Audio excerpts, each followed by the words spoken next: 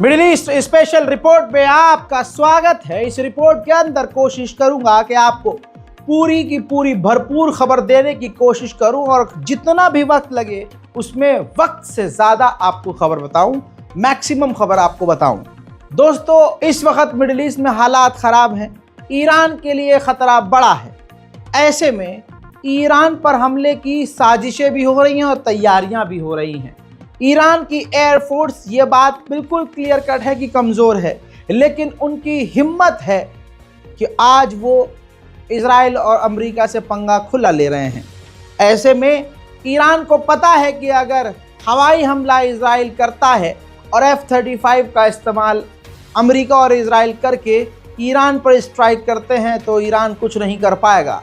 ऐसे में रशिया से Su-35 ऑलरेडी ईरान ले चुका है और उसकी ट्रेनिंग भी कर चुका है और इस वक्त काफ़ी भौकाल से उसकी तैयारी भी कर रहा है और पूरी ट्रेनिंग कर चुका है। Su-35 भारी मात्रा में रूस से ले तो चुका है ईरान, लेकिन अभी भी ईरान को शांति नहीं है। ईरान को तलब है, चाहत है अब चाइना के एडवांस JF-17 की। जी हाँ, JF-17 वही फाइटर जेट है जिसे पाकिस्तान और चाइना ने मिलकर बनाया है। हालांकि ये काफ़ी एडवांस तो नहीं है, लेकिन JF-17 की चाहत रखता है ईरान। लेकिन इससे पहले बता दूं कि ईरान चाइना से JF-17 अब मांग रहा है। इससे पहले चाइना से Iran J-10C advance fighter jet मांग रहा था और चाइना ने झटका दिया था ईरान को और कह दिया था कि हमें नकद पैसा चाहिए, पहले एडवांस दो भाई, तब हमको आपको J-10C अपना फाइटर जेट देंगे एडवांस पैसा देने पर। ईरान ने कहा था कि हम पैसे में नहीं, हम इसके बदले आपको तेल देंगे, तो चीन ने मना कर दिया। अब फिर से ईरान ने दूसरे फाइटर जेट JF-17 को मांगा है और ख़रीदने की तैयारी कर रहा है। कहा जा रहा है कि पाकिस्तान और चाइना से ईरान बात भी कर रहा है। साथ ही ईरान के विदेश मंत्री ने कहा कि हम चाहते हैं कि सीरिया में शांति और अमन आए। हम चाहते हैं कि एक बेहतरीन सरकार का वहाँ गठन हो और जिस तरह से इजराइल ने सीरिया में कब्जा किया है, सीरिया से इजराइल बाहर निकले।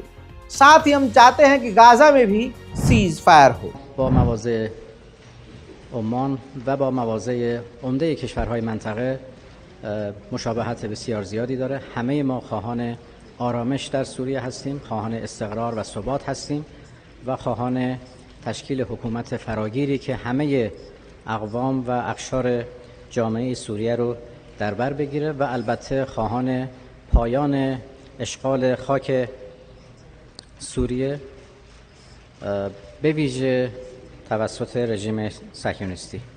در مورد تحولات यमन हम ما तबादले नज़र दاشتیم। उधर ओमान के विदेश मंत्री ईरान पहुंचे हैं। ईरान और ओमान अपने रिश्ते मजबूत कर रहे हैं। पहल ईरान की तरफ से की जा रही है। ईरान तमाम अरब देशों से हालात को देखते हुए हाथ मिला रहा है। हजरात, इस व्यक्ति को, यहूदी व्यक्ति को ध्यान से देख लीजिए। इजराइल ने इस यहूदी व्यक्ति को इजराइल की ज़मीन से गिरफ्तार किया है। इल्ज़ाम इस पर यह है कि ये व्यक्ति ईरान के लिए जासूसी कर रहा था, इजराइल के सेंसिटिव जगहों की तस्वीरें खींचकर ईरान भेज रहा था और इजराइल की ही यहूदियों की गाड़ियों में आग लगा रहा था। उधर कुवैत भी, ये देखिए, सीरिया पहुंच गया है। कुवैत के इंटेलिजेंस हेड पहुंचे हुए हैं। पूरी डेलीगेशन कुवैत की पहुंची हुई है और जोलानी से मुलाकात कर रही है।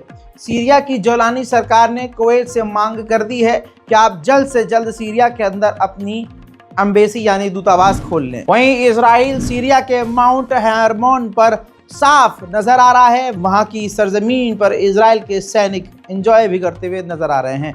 बर्फबारी में ये वीडियो इजराइल की ही फौज ने बनाया है। उधर तुर्की कुर्द के पीछे पड़ा हुआ है।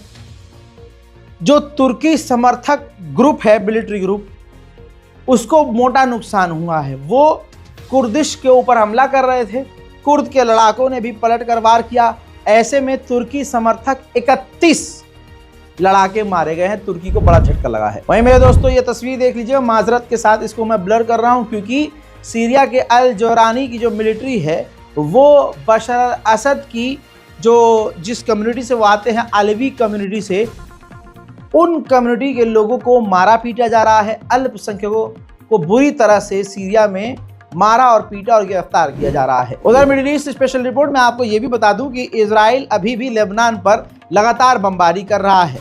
लेबनान बोल बोल के थक चुका है कि सीज फायर का उल्लंघन कर रहा है, लेकिन किसी के कान पर जू तक नहीं रेंग रही है। हालात ये है कि लेबनान ने हाल में ही कुछ घंटे पहले मलबे से 5 लोगों की लाश निकाली है जो इजराइल की बमबारी में शहीद हो गए, और वो आम नागरिक थे, कोई आतंकी नहीं। अब मेरे दोस्तों, ये 3 तस्वीर आप देख सकते हैं, ये तीनों एक ही जगह की है, लेबनान की। ऊपर आप देख सकते हैं खूबसूरत मस्जिद नज़र आ रही है। 28/12/2024 को आप देखते हैं कि मस्जिद की गुंबद गायब है। फिर आप 30/12/2024 को देखेंगे, पानी की टंकी भी गायब है, और एक जो मीनार है वो भी गायब है, और गुंबद भी गायब है। इजराइल ने इसी तरह से लेबनान में कई मस्जिदों को मिटा दिया है। ठीक इसी तरह से लेबनान में तबाही मचाकर इजराइल के सैनिक आज भी वहां मौजूद हैं और वहां अपने धर्म का पालन करते हुए पूजा पाठ कर रहे हैं।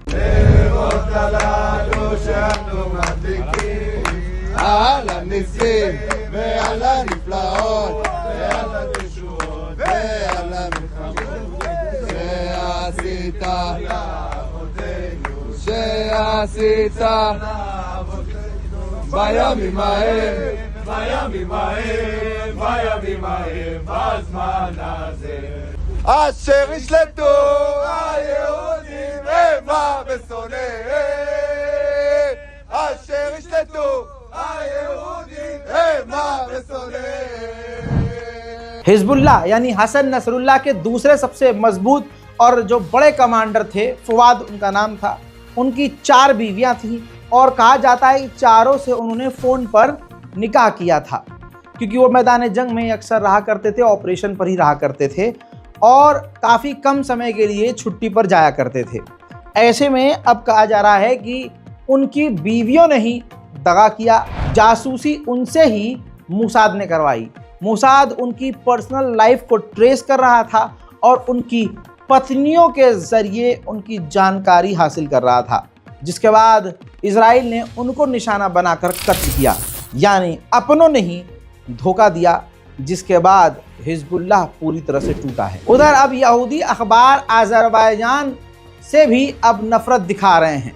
यहूदी अखबार जेरूशलम पोस्ट ने लिखा है कि इजराइल को अज़रबैजान से अपने बेहतरीन रिश्तों पर सोचना चाहिए, क्योंकि दोस्तों अज़रबैजान तुर्की का करीबी है और कहीं ना कहीं इजराइल तुर्की पर भी भरोसा नहीं करता। उधर फिलिस्तीनी सपोर्टर्स ने जो गाड़ियों की बड़ी कंपनी है फोर्ड, उसका ट्विटर हैंडल ये देखिए हैक कर लिया, और all eyes on Gaza, Israel is a terrorist state, free फ़लस्तीन, इस तरह के ट्वीट कर दिए गए। उसके बाद बड़ी जल्दी से इसको जैसे तैसे रिकवर किया गया और इन ट्वीट्स को डिलीट किया गया। नेतन्याहू की सर्जरी तो हो गई है और वो इस वक्त बेड पर हैं, और वो भी अंडरग्राउंड छुपे हुए बेसमेंट में बेड पर हैं। वहीं इजराइल के सैनिक गाजा की सरजमीन पर, जी हाँ, पूजा पाठ करते हुए एक बार फिर से नजर आ रहे हैं।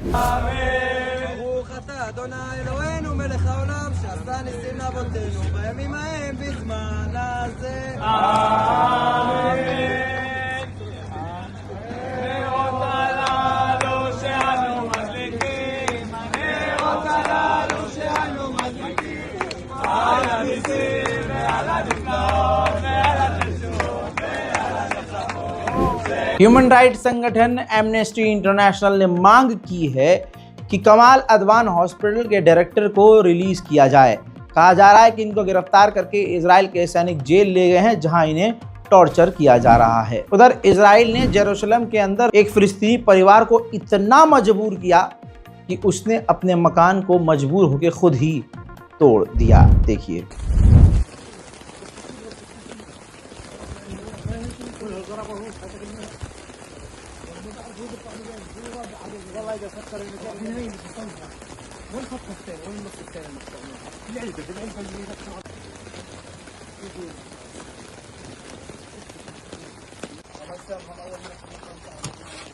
मेरे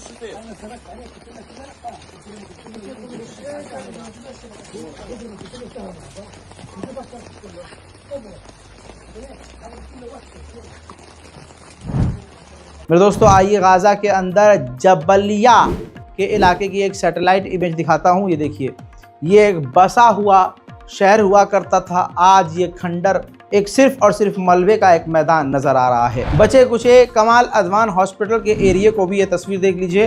इजराइल के सैनिकों ने आग लगाकर राख कर दिया है कमाल अदवान हॉस्पिटल। एक बड़ा हॉस्पिटल हुआ करता था जो पूरी तरह से नष्ट हो चुका है। उधर इजराइल के सैनिकों ने वेस्ट बैंक में एक फुटबॉल स्टेडियम था, उसको पूरा जेल बना दिया है। वेस्ट बैंक से फिलिस्तीनियों को गिरफ्तार करके उसी स्टेडियम में कैदियों को रखा जा रहा है। उसका जो स्टेडियम है उसका इस्तेमाल जेल की तरह किया जा रहा है। देखिए,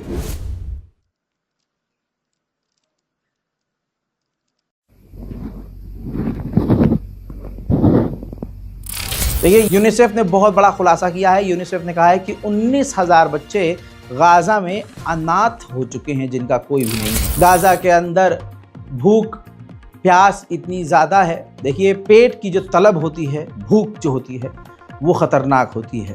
गाज़ा के अंदर जहाँ थोड़ा बहुत भी खाना बट रहा है, वहाँ लोगों और बच्चों का इतना हुजूम है कि वो तस्वीर दिमाग में बस जा रही है।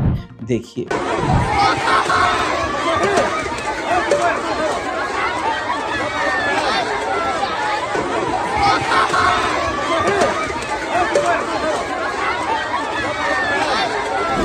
उधर इजराइल ने कहा है कि हमने पिछले कुछ ही घंटों में गाज़ा के नॉर्थन इलाके में 100 आतंकवादियों को कत्ल किया है, जबकि आप जानते हैं कि कोई आतंकवादी वहां नहीं है।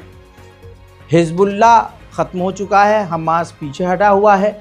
आम लोगों को इजराइल मारकर उन्हें आतंकी घोषित कर रहा है। हज़रात, मिडिल ईस्ट से अब तक की जो बड़ी बड़ी जानकारियां हैं वो मैं सुबह भी दे चुका हूं सीरिया की, और कुछ रिपोर्ट्स मैंने मेन यहाँ पर दे दी है। और इंतज़ार कीजिए मेरे अगले अपडेट का। तब तक के लिए इस वीडियो को देखिए, अपनी राय कमेंट सेक्शन में लिखिए और चैनल को सब्सक्राइब खुद भी कीजिए और दूसरों से भी करवाइए। जय हिंद।